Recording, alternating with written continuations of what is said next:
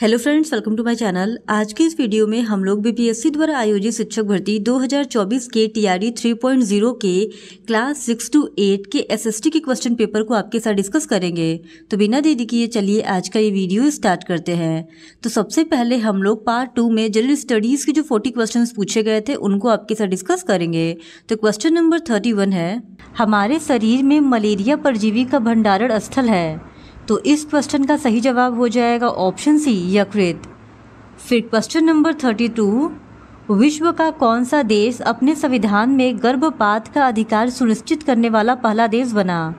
तो इस क्वेश्चन का सही जवाब हो जाएगा ऑप्शन ए, फ्रांस।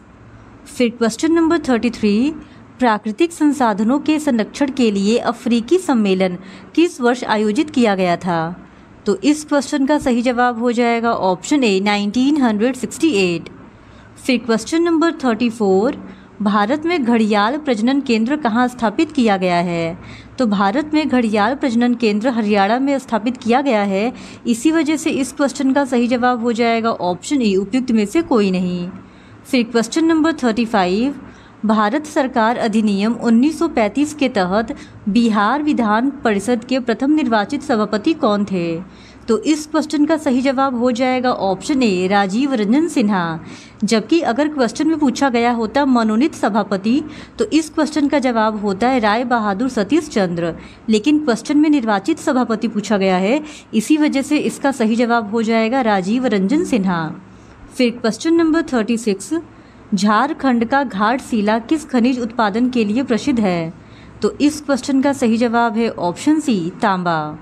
फिर क्वेश्चन नंबर 37, जनवरी 2024 में देश के चुनाव आयोग के फैसले के खिलाफ पेशावर उच्च न्यायालय के एक फैसले द्वारा इमरान खान की पाकिस्तान तहरीक-ए-इंसाफ पार्टी को बहाल किया गया चुनावी प्रतीक क्या था। तो इस क्वेश्चन का सही जवाब हो जाएगा ऑप्शन सी, क्रिकेट बैट। फिर क्वेश्चन नंबर 38, सड़क प्रकाश में उपयोग आने वाले बल्बों को जोड़ा जाता है। तो इस क्वेश्चन का सही जवाब होगा ऑप्शन सी, समानांतर क्रम में।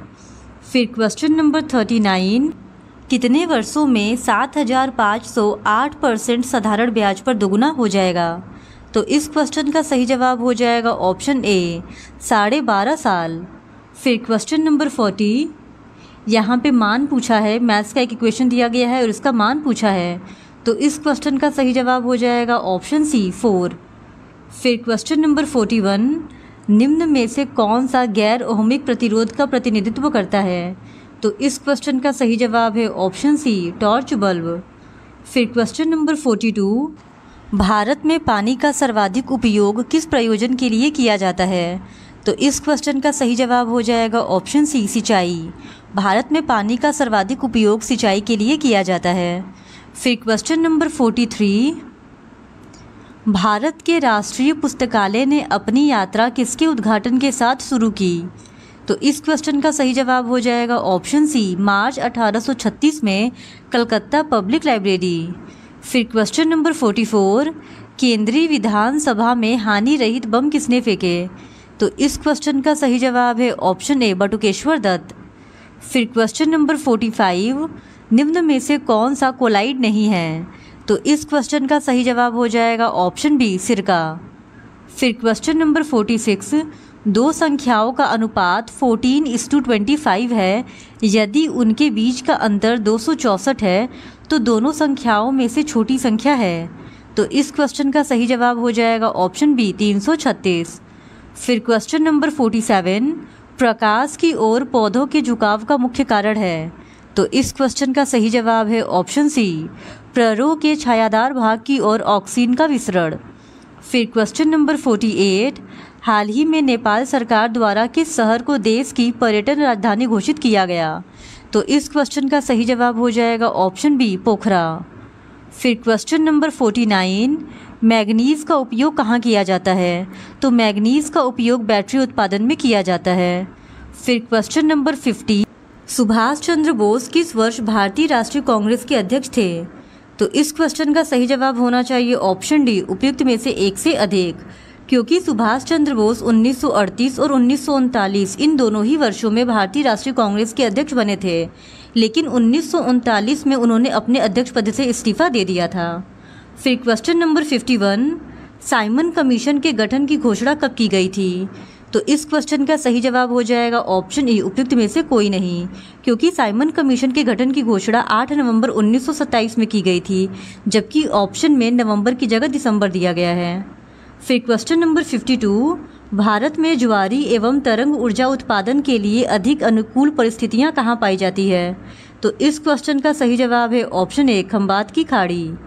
फिर क्वेश्चन नंबर 53, 26/11 मुंबई आतंकवादी हमलों के दौरान अपनी भूमिका के लिए प्रसिद्ध डॉक्टर सदानंद दाते को मार्च 2024 में निम्नलिखित में से किस बल के प्रमुख के रूप में नियुक्त किया गया था?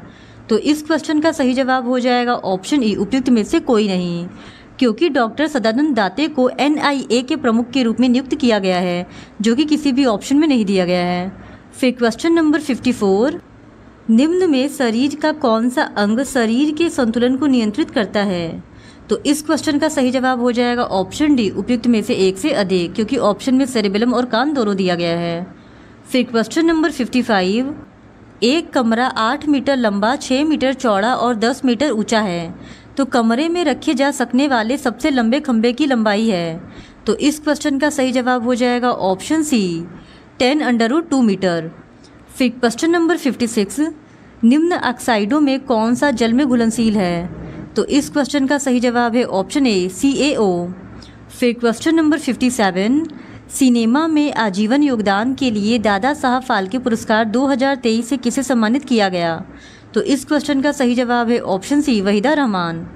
फिर question number 58, Asiatic society of Bengal की स्थापना किसके द्वारा की गई थी? तो इस क्वेश्चन का सही जवाब है option A, sir William Jones. फिर क्वेश्चन नंबर 59, नवंबर 2024 में संयुक्त राष्ट्र जलवायु परिवर्तन सम्मेलन 2024 कहाँ आयोजित होने वाला है? तो इस क्वेश्चन का सही जवाब है ऑप्शन ए, बाकू, अजरबैजान। फिर क्वेश्चन नंबर 60, सुब्रमण्यम और नायडू ने राहत कोष में कुछ पैसे दान दिए। नायडू द्वारा दी गई राशि सुब्रमण्यम द्वारा दी गई राशि से 125 रुपये अधिक है। यदि उनके द्वारा दान की कुल धनराशि 975 रुपये है, तो सुब्रमण्यम द्वारा दान की गई धनराशि है। तो इस क्वेश्चन का सही जवाब हो जाएगा ऑप्शन ए, 425 रुपये। फिर क्वेश्चन नंबर 61, विज्ञान और प्रौद्योगिकी मंत्रालय ने हाल ही में विज्ञान, प्रौद्योगिकी और नवाचार के क्षेत्रों में राष्ट्रीय पुरस्कारों के एक नए सेट की घोषणा की, जिसे राष्ट्रीय विज्ञान पुरस्कार के नाम से जाना जाता है, जिसके लिए सभी श्रेणियों के पुरस्कारों के लिए पुरस्कार समारोह हर साल आयोजित किया जाएगा। तो इस क्वेश्चन का सही जवाब है ऑप्शन बी, 23 अगस्त राष्ट्रीय अंतरिक्ष दिवस के दिन। फिर क्वेश्चन नंबर 62, बिहार दिवस डैश मनाया जाता है? तो इस क्वेश्चन का सही जवाब है ऑप्शन ए, 22 मार्च को बंगाल प्रेसिडेंसी से अलग होने के उपलक्ष्य में। फिर क्वेश्चन नंबर 63, श्वास प्रक्रिया के लिए निम्न में कौन सा कथन सत्य है? तो इस क्वेश्चन का सही जवाब है ऑप्शन सी, ऊर्जा स्रावित होती है तथा ATP के रूप में भंडारित होती है। फिर क्वेश्चन नंबर 64, यदि x पे पावर 4 प्लस y पे पावर 4 इक्वल्स टू 17 तथा x plus y equals to 1 हो, तो x square y square minus 2xy का मान है। तो इस क्वेश्चन का सही जवाब है ऑप्शन ए, 8। फिर क्वेश्चन नंबर 65, निम्नलिखित में से कौन सा सही है? तो इस क्वेश्चन का सही जवाब हो जाएगा ऑप्शन बी। फिर क्वेश्चन नंबर 66, निम्नलिखित में से कौन सा उन 4 पायलटों में से नहीं है जिन्हें 2024-25 के लिए योजनाबद्ध अंतरिक्ष में इसरो के गगनयान मिशन के लिए अंतरिक्ष यात्री बनने के लिए प्रशिक्षित किया गया है? तो इस क्वेश्चन का सही जवाब हो जाएगा ऑप्शन ई, उपयुक्त में से कोई नहीं, क्योंकि ये तीनों ही लोग उन पायलटों के नाम में शामिल हैं।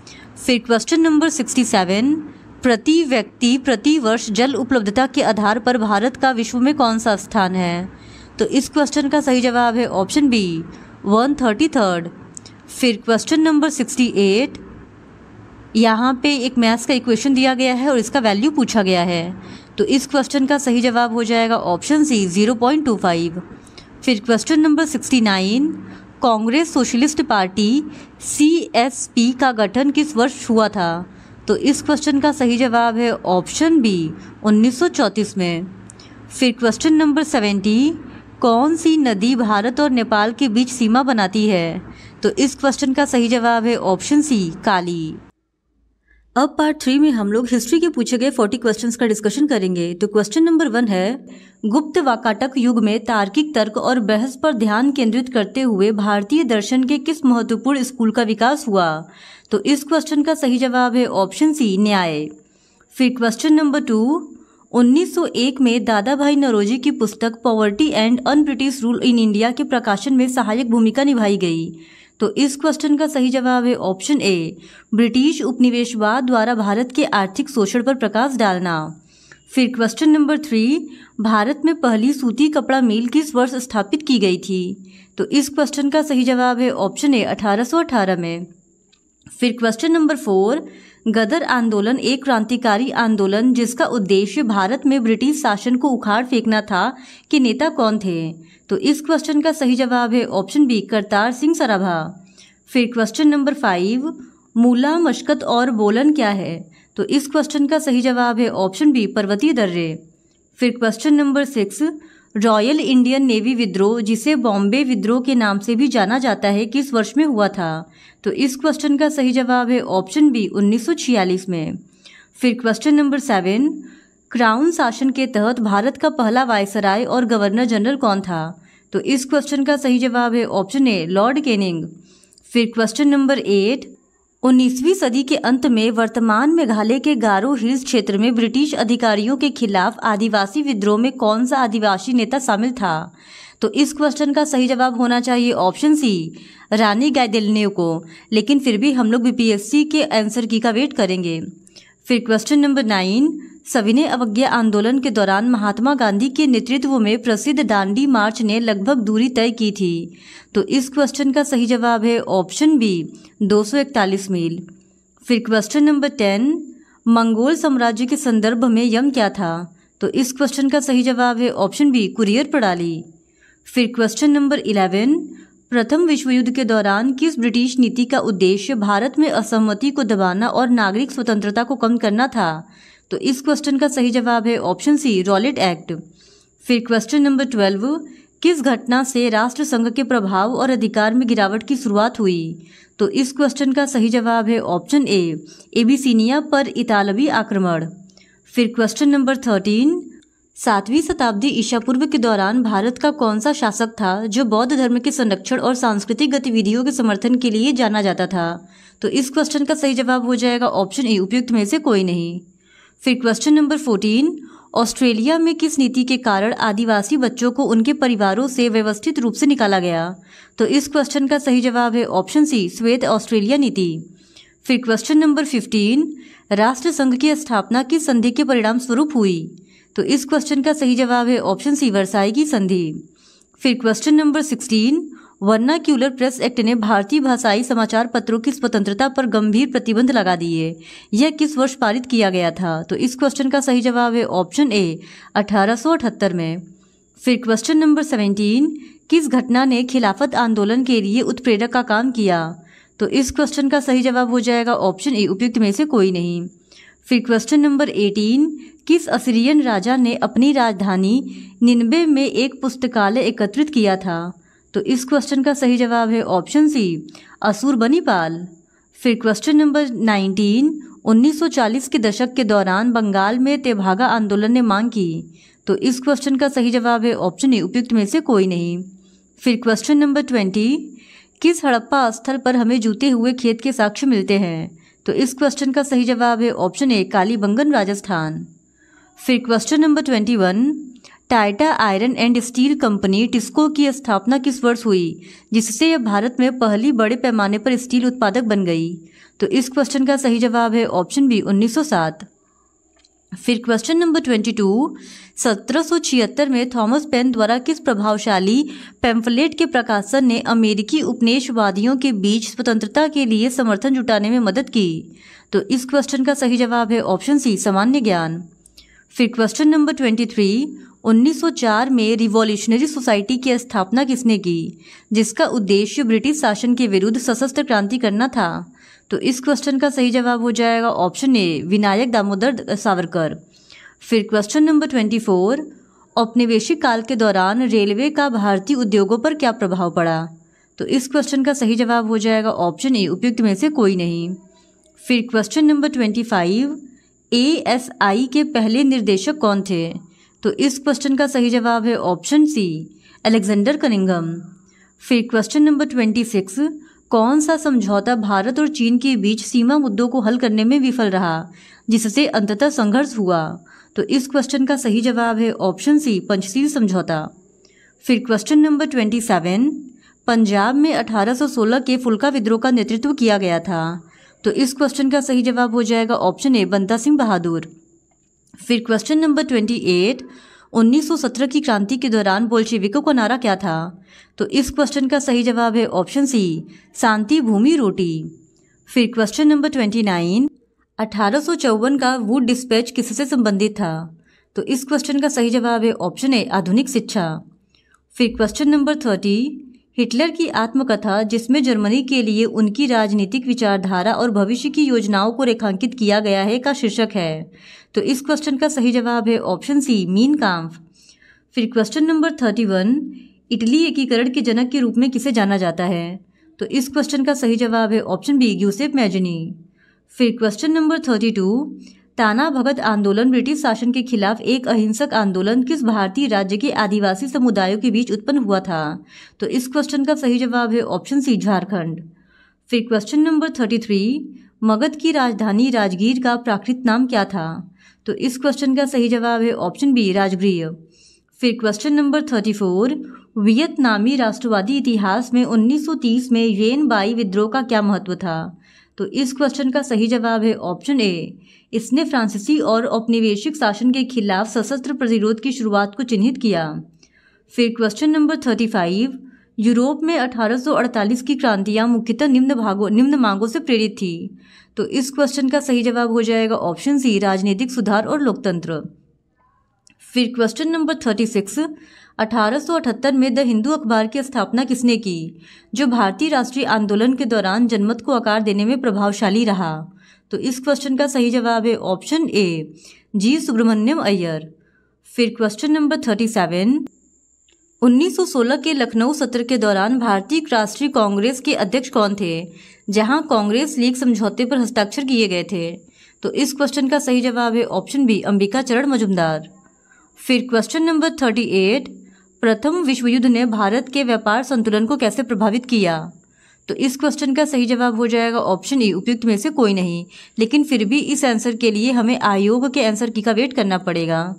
फिर क्वेश्चन नंबर 39, उत्तर वैदिक काल के दौरान रचित किस प्राचीन भारतीय ग्रंथ में दार्शनिक भजन और ब्रह्मांड विज्ञान और नैतिकता पर चर्चाएं शामिल है? तो इस क्वेश्चन का सही जवाब है ऑप्शन ए, उपनिषद। फिर क्वेश्चन नंबर 40, स्टेलिनग्राद की लड़ाई द्वितीय विश्व युद्ध में एक महत्वपूर्ण मोड़ किन दो देशों के बीच हुई थी? तो इस क्वेश्चन का सही जवाब है ऑप्शन सी, जर्मनी और सोवियत संघ। अब हम लोग पॉलिटी के पूछे गए 40 क्वेश्चंस का डिस्कशन करेंगे। तो पॉलिटी का पहला क्वेश्चन है, भारत में प्रत्येक नागरिक के मूल कर्तव्य हमारे संविधान में निम्न में से किस संवैधानिक संशोधन द्वारा जोड़े गए थे? तो इस क्वेश्चन का सही जवाब है ऑप्शन ए, 42वें संविधान संशोधन द्वारा। फिर क्वेश्चन नंबर 2, समान पारिश्रमिक अधिनियम भारत में निम्न में से किस वर्ष अस्तित्व में आया? तो इस क्वेश्चन का सही जवाब होगा ऑप्शन ए, 1976 में। फिर क्वेश्चन नंबर 3, न्याय युद्ध के रूप में ज्ञात आंदोलन का हरियाणा में निम्न में से किस नेता द्वारा नेतृत्व किया गया था? तो इस क्वेश्चन का सही जवाब है ऑप्शन ए, देवीलाल द्वारा। फिर क्वेश्चन नंबर 4, निम्न में से स्वतंत्र भारत में कौन से राज्य भाषाई आधार पर निर्मित किए गए थे? तो स्वतंत्र भारत में भाषाई आधार पर महाराष्ट्र एवं गुजरात, तमिलनाडु एवं कर्नाटक एवं आंध्र प्रदेश एवं हरियाणा, ये 6 राज्य निर्मित किए गए थे। इस वजह से इस क्वेश्चन का सही जवाब हो जाएगा ऑप्शन डी, उपयुक्त में से एक से अधिक। फिर क्वेश्चन नंबर 5, सूचना का अधिकार भारत में है। तो सूचना का अधिकार भारत में कानूनी अधिकार है, लेकिन एक केस की सुनवाई करते हुए सुप्रीम कोर्ट ने इसे मूल अधिकार की श्रेणी में भी रखा था। इस वजह से इस क्वेश्चन का सही जवाब होना चाहिए ऑप्शन डी, उपयुक्त में से एक से अधिक। लेकिन हम लोग इसके लिए बीपीएससी के आंसर की का इंतजार करेंगे। फिर क्वेश्चन नंबर 6, निम्न में से ब्रिटिश भारत में वनोन्मूलन का प्रमुख कारण कौन सा था? तो इस क्वेश्चन का सही जवाब है ऑप्शन ए, रेल मार्ग एवं इसके संजाल के प्रसार हेतु स्लीपरों की बढ़ती हुई आवश्यकता को पूरा करना। फिर क्वेश्चन नंबर 7, राष्ट्रीय मानवाधिकार आयोग भारत में निम्न में से किस वर्ष स्थापित किया गया था? तो इस क्वेश्चन का सही जवाब है ऑप्शन ए 1993 में। फिर क्वेश्चन नंबर 8, भारत की संविधान निर्मात्री सभा ने निम्न में से मुख्यतः किन मामलों पर समितियों की सहायता से कार्य करना पसंद किया था? तो इस क्वेश्चन का सही जवाब हो जाएगा ऑप्शन डी उपयुक्त में से एक से अधिक, क्योंकि भारत की संविधान निर्मात्री सभा ने मुख्यतः मौलिक मामलों पे और प्रक्रियात्मक मामलों पर समितियों की सहायता से कार्य करना पसंद किया था। फिर क्वेश्चन नंबर 9, अपने देश में सामाजिक विभाजन की राजनीति का निम्न में से कौन सा प्रमुख कारक है?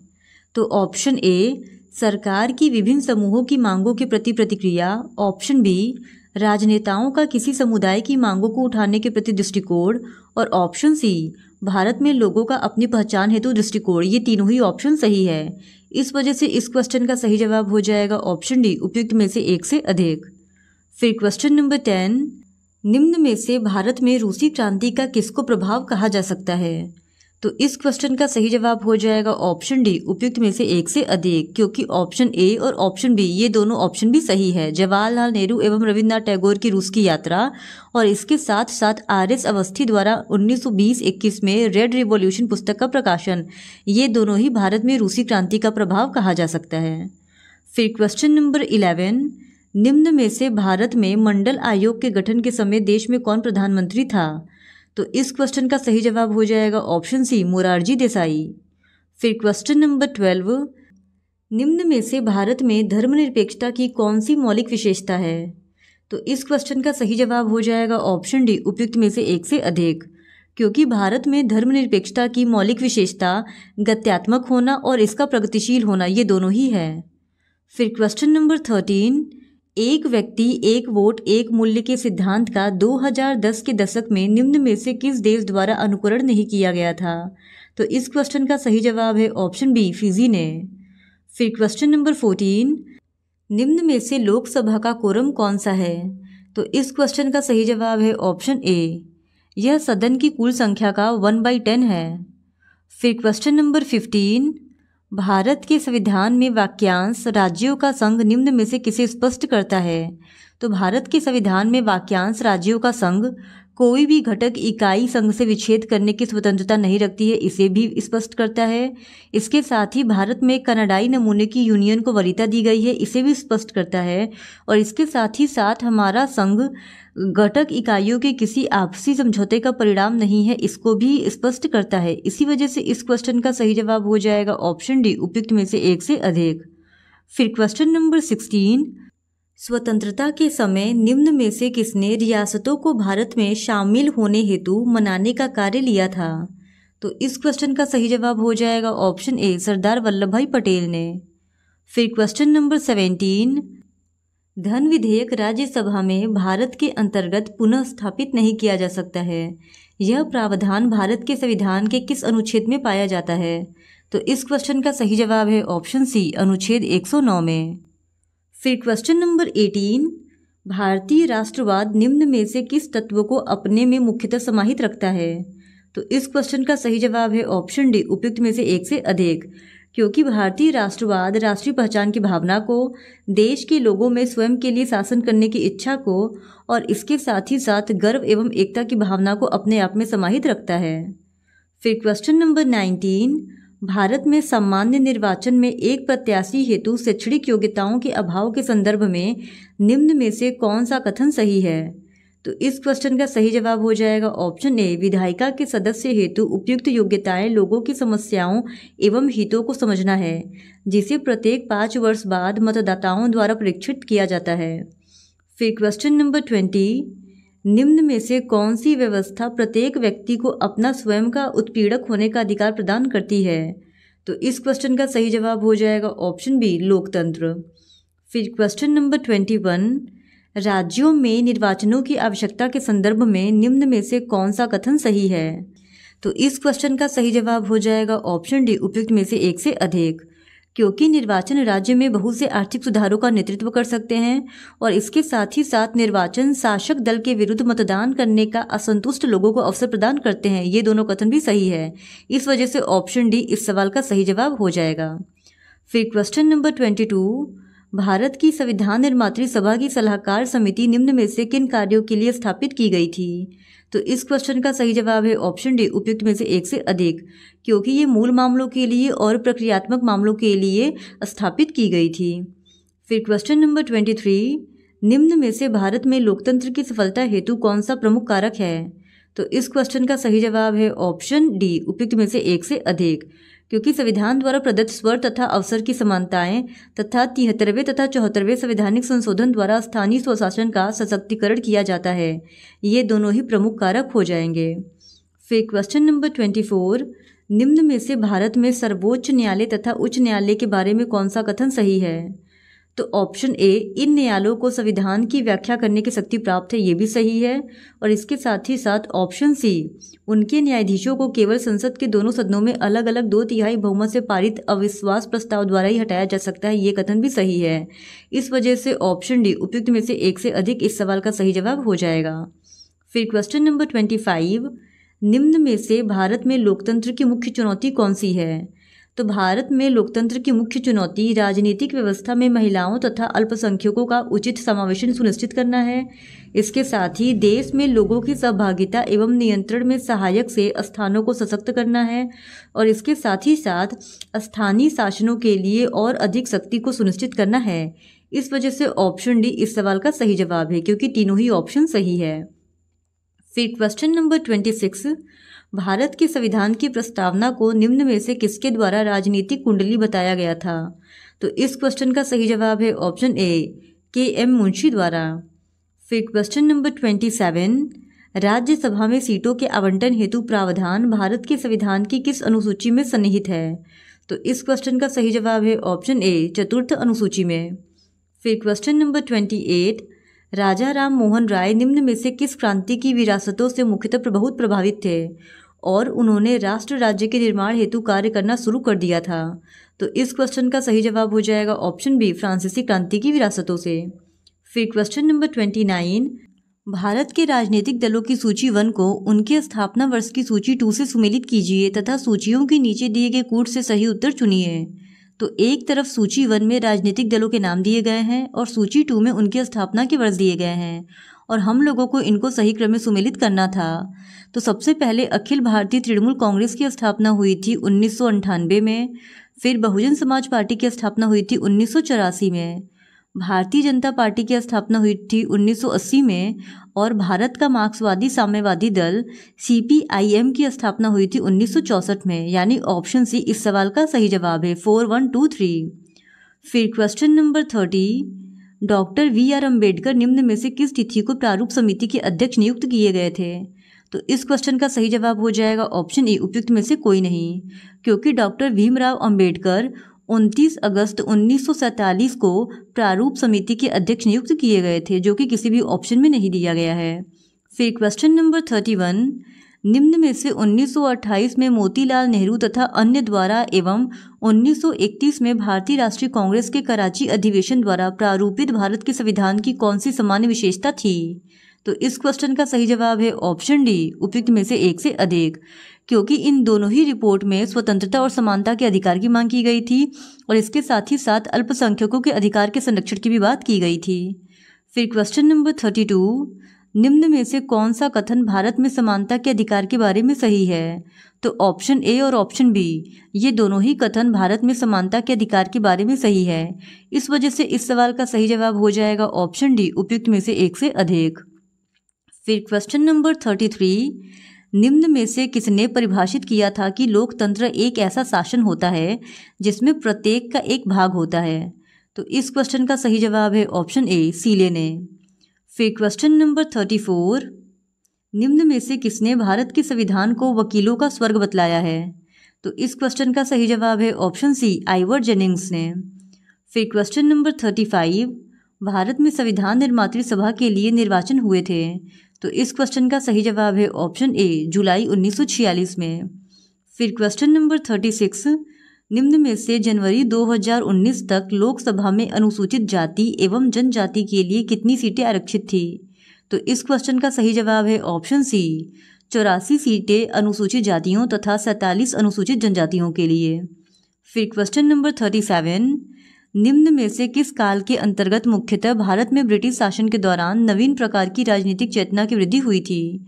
तो इस क्वेश्चन का सही जवाब हो जाएगा ऑप्शन बी 20वीं शताब्दी के प्रथम अर्धकाल के दौरान।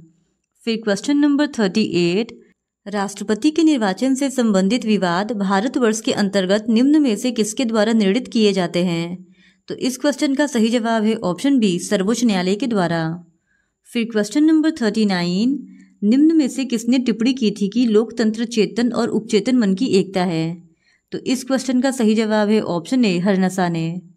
फिर क्वेश्चन नंबर 40, निम्न में से भारत की संविधान निर्मात्री सभा की प्रांतीय संविधान समिति का अध्यक्ष कौन था? तो इस क्वेश्चन का सही जवाब है ऑप्शन बी सरदार वल्लभ भाई पटेल। तो इस तरह आज के इस वीडियो में हमने TRE 3.0 के क्लास 6 to 8 के सोशल साइंस के क्वेश्चन पेपर में पूछे गए पॉलिटिकल साइंस के 40 क्वेश्चंस का डिस्कशन कर लिया है। और अगर आप ज्योग्राफी और इकोनॉमिक्स के क्वेश्चंस का भी डिस्कशन देखना चाहते हैं तो please do subscribe to my channel and like this video. Thank you very much.